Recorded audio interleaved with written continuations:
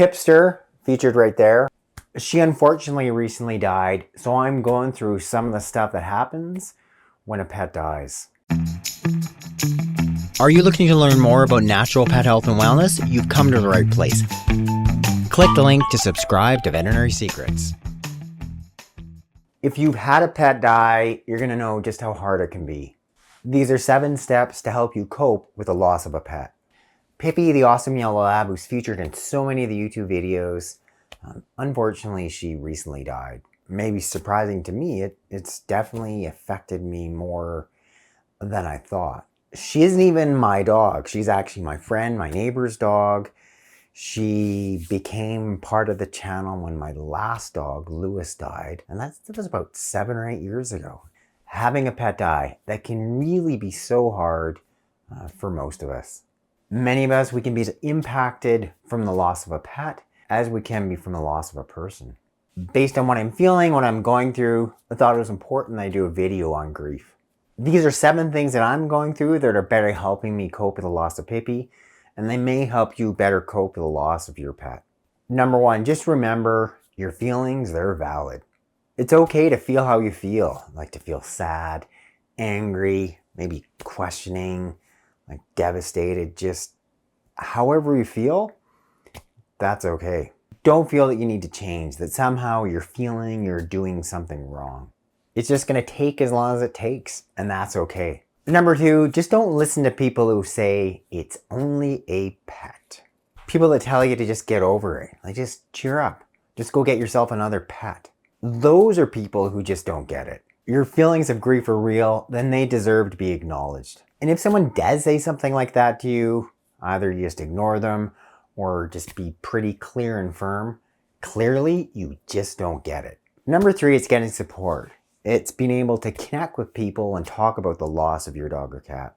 It's finding other pet parents like yourself who really, really value their pets, their dogs, their cats, and who get it, who've had a dog die, a cat die, and just know how strong those feelings of grief can be. There's a number of different online support groups and resources. In many communities, there are even pet loss support groups. Try and connect with whoever you can, someone who just really gets it, or a group who really gets it. Whether it's someone in person, who you're going to be able to see locally, and or someone or a group online. And once again, I'll put links in the description box to some of the online support groups, some of the resources that can better help you cope.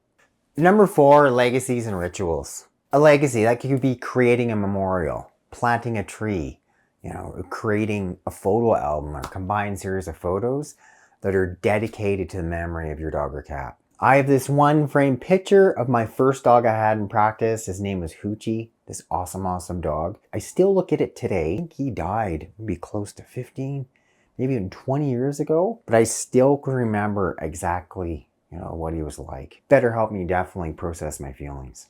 Some people have held funerals, and just the ritual of a funeral is going through it. It's helping you process those emotions, sit with it, and just better think how important your dog or cat was.